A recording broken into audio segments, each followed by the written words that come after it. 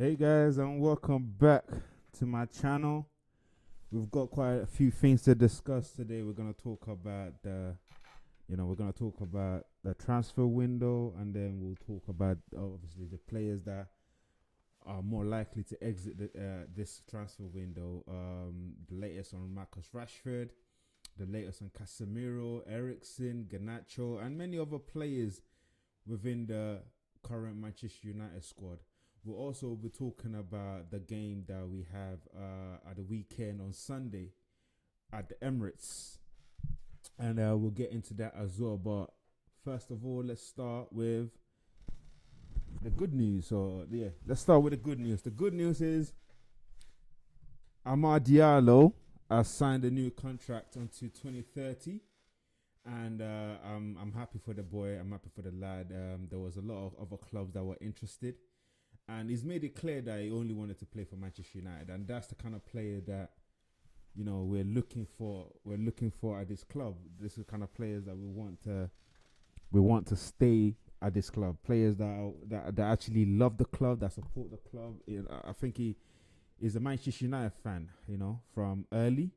So for him to be playing for the team that he supported, I mean, we all know what that feels like as a fan.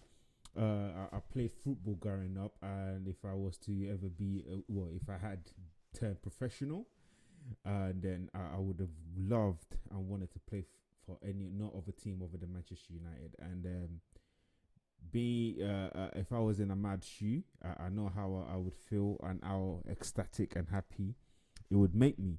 And for that reason, we've seen it from the boy. The boy is happy. He's excited, he's happy, and he just wants to get on with it, really and truly. And we're all happy for him. I'm happy for him. I'm happy that he's staying. I'm happy that he's committed to Manchester United. His contract runs out in 2030. There's no obligation of an extension for Manchester United, but before that 5 years run out, I'm pretty sure that they'll be offering him more contract. And I just hope that it just keeps doing well. It's fast and quickly becoming fans' favorite, and at the same time, he is playing well, and the future is clear. It's pretty much clear for him. The future is very, very much rosy for Amad Diallo, and if he keeps playing like this, sky's the limit for the boy. Sky's the limit for him, and it's played so well, and it's good to be rewarded. I think currently he's got 7 goals and 6 assists, 6 assists and 7 goals so far. And what else could you really ask for from this guy? He's doing well. He's doing better than most players his age in the top 5 European leagues. So that's the first one. The first one is obviously Amad Diallo signing a contract. The good news is staying with us. No one else can try and pinch him, or is not looking to go anywhere else. The second player that might be moving on, or the player that might be moving on, let me not say the second player, because this is the first player that might be moving on. So the first player that might be moving on is Casemiro. And from what I've been reading, from the sources that I've gathered, Casemiro is very close to moving to Saudi Arabia. The Saudi sovereign fund have practically closed the transfer. To be fair, the contract with Casemiro has been agreed apparently, so we're just waiting for the T's to be T's to be crossed and the I's to be dot. And if that's the case, and Casemiro does move on to the Saudi, then it will give us an opportunity to be able to bring in another player, and it will also help us with the FFP situation, because we as much as people feel like Enos is just gonna pour money into the club. I mean, they can, but the problem is we have to meet and oblige by the FFP regulation, and that is something that we're very close to breaching, and that's for the reason why we need to sell players in order for us to actually be able to acquire more players. So in the case of Casemiro, not only will it help us in terms of transfer money, it would also help us in terms of reducing the wage as well. I think he's on 350, if not 300 a week, and That is a lot of money. That is a lot of money. If we can take that contract out, that would be some some funds in the coffer for us to be able to use to bring in more players. Let's move on to Marcus Rashford. There's been so many different news in regards to what's going on with Marcus Rashford right now. I'm hearing that there might be like there's a possibility of a swap deal with Marcus Rashford and I can't pronounce this guy's name. Is the Napoli? Is from Napoli. He plays Napoli. Is a winger for Napoli. Scrivelia or something like that. I can't pronounce his name. The Georgian winger, dope player. I think he's a very good player, and I wouldn't mind swapping him, but I don't see Napoli doing that. I feel like Napoli will probably want some funds, some cash. So I don't see them actually doing a swap deal with Marcus Rashford, but it's something that I would be very, very much interested in. I would be very much interested in that. And another thing I'm hearing is the AC Milan.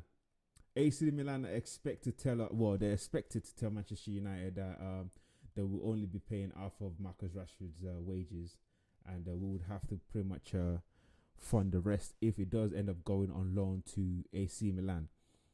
I don't know. I mean, I don't know how I feel about that in terms of paying half of his wages.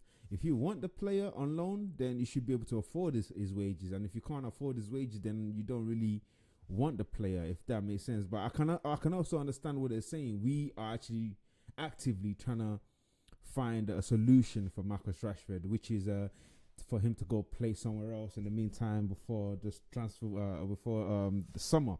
I mean, I don't see any club putting offer for him in during this January window. I think a lot of the team that might be interested in might be waiting for the the summer window before they make their approach or before they speak to Manchester United in regards to the transfer rather than a loan. So it's gonna be a difficult one to offload. I do believe it's gonna be very, very difficult to offload Marcus Rashford to AC Milan or even anywhere else. To be honest with you, Borussia Dortmund are also another likely destination. But again, his wages are just astronomical that I don't feel like any other club are actually willing, to take him on right now because of his wages. So that's the issue with that. Christian Eriksen is also expected to leave Manchester United this month, this January transfer window. So again, is another player that it's done his job. He's done everything that that he's been asked to do, but is aged. I think is in his 35th year now. He's 35 years old, I think, if I'm not mistaken. And we need legs in that midfield. And if we can't get what we need from him, it's only best so that we move him along as well. I mean, it makes sense that way. If anything else, we might as well terminate his contract. I mean, I wouldn't be against Manchester United terminating his contract and then letting him find another club in the future, or find another club first and then we terminate his contract, whichever way that helps him, because obviously I don't want to leave him out. I don't feel like Manchester United need to leave him out to dry in the sun. Do you know what I'm saying? So if we can find a way of resolving that issue for him to obviously be off the wage book, is another player that is on almost 2k or 180 or 180 200k a week. That's again a lot of money weekly that we can add into the fund, or that we can use to for further transfer window in the summer, or maybe even in this January transfer window. But yeah, Eriksen is another player that we're looking to also move on. Now this one is a bit of it's not even a strange one to me, but I can understand the reason that Ian have said there's no player apart from obviously Ahmad and Kobe Mainu, I want to say, that is not open for transfer. Basically, like anybody can be sold pretty much. And I like the fact that they're putting that out there so everybody will know that they need to tighten up. They need to tighten up. So, which brings me to Alejandro Garnacho. Like, is a guy that I like. Don't get me wrong, I do like Alejandro Garnacho, and I'm one of those fans that doesn't really like to sell academic players. Like, for me, for instance, McTominay is a player that I would not have sold. The reason why is because that guy knows what it means to wear the United shirt. When he plays every time, he gives 100% and more.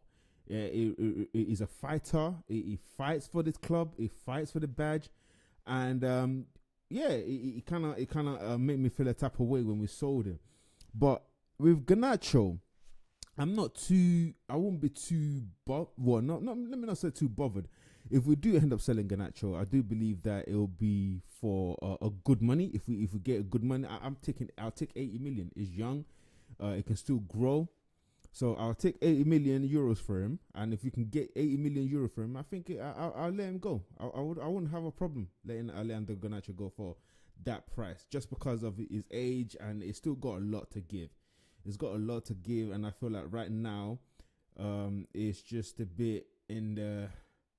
I don't know. It's a weird one. It's a weird one. It's in a weird zone right now because it's not starting like he should, and at the same time, he's done well for us. Do you know what I mean? He's done well for us, but the problem is his decision making is quite poor. Has he really progressed from when he burst into the scene? I'm not sure. Like, he hasn't shown me anything else.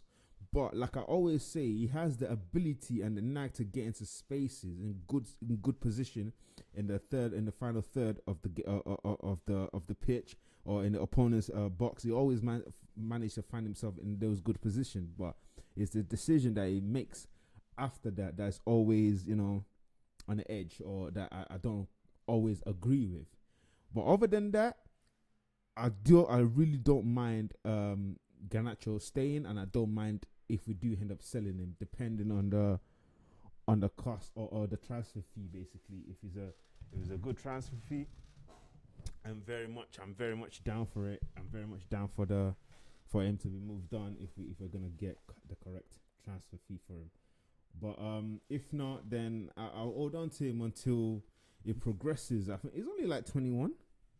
He's only 21. So it's not like he's a young. It's not like he's an old guy. He's a young man. He's a young lad. So I'm not being unreasonable asking for that price or for that transfer fee. I'm not being unreasonable. I mean, this is how much other teams would prize their young assets as well. So I don't think I'm overreaching in demanding the price that I'm demanding for Alejandro Garnacho. The guy is still quality. He can still learn. He can still improve. He can still progress. So that's the reason why. But yeah, that's literally all the transfer news I have for you on this occasion. I'll probably be bringing you more as I get them. But which now brings me to the game on Sunday. But before we get into the game on Sunday, let's just go back and remind ourselves the quality that Manchester United showed against Liverpool at Anfield. And I say that because I would like these players to also remember that game and bring that game again to the Emirates on Sunday. I would love them to do that. But let me start by saying that I would also want the lineup to be exactly the same. That's the strongest Manchester United squad. That's the strongest we ever going to get. That's the strongest we're ever going to get. With the current set of players that we have at the club, this is the strongest Manchester United team. The strongest Manchester United team that we have. And that's Onana in goal. Matthias de Ligt right back. Right midfield. Onana in goal. Matthias de Ligt right centre of the three. Maguire in the middle of the three. Martinez left of the three centre backs. And in the middle, it has to be Kobe Mainoo and Ugarte. The legs and the tackling ability of Ugarte, the technical ability of Kobe Mainoo, they complement each other. They actually work perfectly. We saw it against Liverpool, how that worked perfectly against Liverpool. And in the 10, it has to be obviously Ahmad and Bruno Fernandes. But the wing backs, Dalot had a great game. Had a fantastic game against Liverpool. And also Mazraoui had a fantastic game against Liverpool as well. So if we get them two to play the same way, and currently there's no injury, there's no injury to the squad, there's no suspension. So all those players that I've just mentioned are good to go with Rasmus up top. Or if we can't put Rasmus, I prefer Rasmus up top. And then Xerxes to come on. But that's the strongest Manchester United team we can come out with the current squad that we have, and I'm happy with those with that. I'm happy with it. I don't find any issue with it at all. If that's the selection, that's the selection that I'm going with. And I hope that's the same selection that Amorim goes with, because in this game we don't really need to do too much. I don't think the time for experimentation is over. That's my personal belief. I feel like we know who's who. We definitely know who's who now. Obviously, Mount's still out injured. If he comes into the game as well, he'll probably be the other 10. I do like Bruno playing as a 8. Playing deeper rather than playing as an 8 rather than a 10. So I do prefer Bruno there. I feel like he has more consistency. He has more time and to make judgments and to execute the passes that he wanted to do. So I'm really happy with that selection. I'm hoping that that's the selection that we're going to be going with, and take that performance, the same performance that we took to Anfield, take it to the Emirates, and I feel like there's a shot, there's a chance that we can win that game.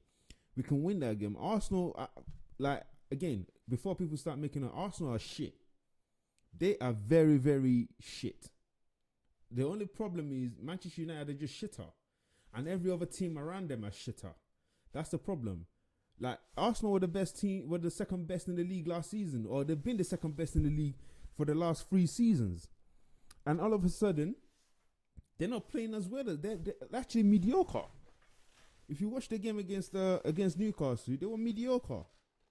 And they had the strongest team they could have, except for Saka, who's out injured. They had the strongest team they could select, but yet they couldn't really do anything against Newcastle. And Manchester United, don't get me wrong, we're very dead. We're a very, very shit team. But Arsenal are just a shitter team. Right now, they should be top of the league. Right now, they should be the one running away with the league, because Man City are falling off. Everybody is falling off. Man City is falling off. Aston Villa is falling off. Man United falling off. Chelsea, they're falling off as well. I mean, it's not like Chelsea are falling off, but Chelsea are not really there yet. But they're trying. They're putting themselves together. Man United are shit. Liverpool, they're okay. They're a decent team. They're a decent team that are applying the same philosophy that they had before, but they've slowed down instead of the fast pace that Klopp usually played. They've slowed it down, and now they're doing well. They've slowed it down. They're playing in different phases. They're not sprinting up and down, which I don't really know how they're able to do that anyway. They should be drug tested. Liverpool team need to be drug tested, so we know that these players are actually able to do all the sprinting that they're doing up and down, because it's ridiculous. It's ridiculous. For the last 3-4 years, they've been doing this running up and down. It's mad. They need to be tested. But yeah, so that's the reason why I feel like, Arsenal, in my opinion, they're there for the taking. They've got a lot of players. They've played so many games. They've been put through so many issues and they've had different injuries. Their strong 11 has always been their strong 11. They've been playing that strong 11 over and over and over again. Where our first strong 11 was what we saw against Liverpool. So coming into this game as well, there's another factor that's going to impact this. We saw we had a week of training or 2 training or a whole week to train before Liverpool. Now we've had a whole week also to train before Arsenal game. Now Arsenal played yesterday. Was it yesterday or 2 days ago? They played on Tuesday. Sorry, Arsenal played on Tuesday, and they lost 2-0. So Tuesday, Wednesday, Thursday, Friday, Saturday. So they've got 5 days basically. We've got a whole week and we haven't played a game. We've just been training. So I'm positive that we're actually gonna get a result against Arsenal. The only thing that I want us to work on, or I hope Manchester United will work on, is our defensive set piece defending. Our set piece defending, I hope we work on that really hard, because that's something that Arsenal use as a weapon. Well, that's one of the attacking fundamentals that they score with. You know, if they don't score in an open play, they'll score a set piece. Again, I'm not mocking that. I think, yeah, either way you can win a game, you should win it. Either way you can score a game, you can score, you should score. Do you know what I'm saying? So I do agree with the way they do their thing. I'm not gonna be a hater and say, you know what, yeah, nah, they shouldn't be winning games like that, because when we start doing the set piece thing and we start winning, I don't want to hear people saying that, oh, you're a set piece. No. A set piece is part of football, and it's part of how you win football. So if you're winning using set piece, then yeah, by all means, go for it. But yeah, this is my predicted lineup for the game on Sunday. The game on Sunday is obviously, I think it's the FA Cup. Is the FA Cup, and my predicted lineup is I've gone with Onana in goal. My back three, my three centre backs, I've gone with Matthias de Ligt on the right. I've gone with Maguire in the middle, and I've gone with Martinez on the left. Now the two Oldham pivot, I've gone with Kobe Mainoo and Manuel Ugarte. Our two wing back on the right, I'm going with Mazraoui. And on the left, I'm going with Diogo Dalot. Going up forward, my number 10, Amad Diallo, Bruno Fernandes, and up top is Rasmus Højlund. That's my predicted lineup. My predicted scoreline, this is actually a tricky one for me, because I don't know what the predicted scoreline would be. I want to say 2-1 Manchester United. Yeah, I'm going to go with 2-1 Manchester United. 2-1 Manchester United or 1-1 draw. Yeah, that's what I'm going with. I'm going with a 2-1 Manchester United or 1-1 draw with Arsenal. That's my predicted lineup and my predicted scoreline. Please let me know what your predicted scoreline is in the comment below. And as always, don't forget to like, subscribe to the channel,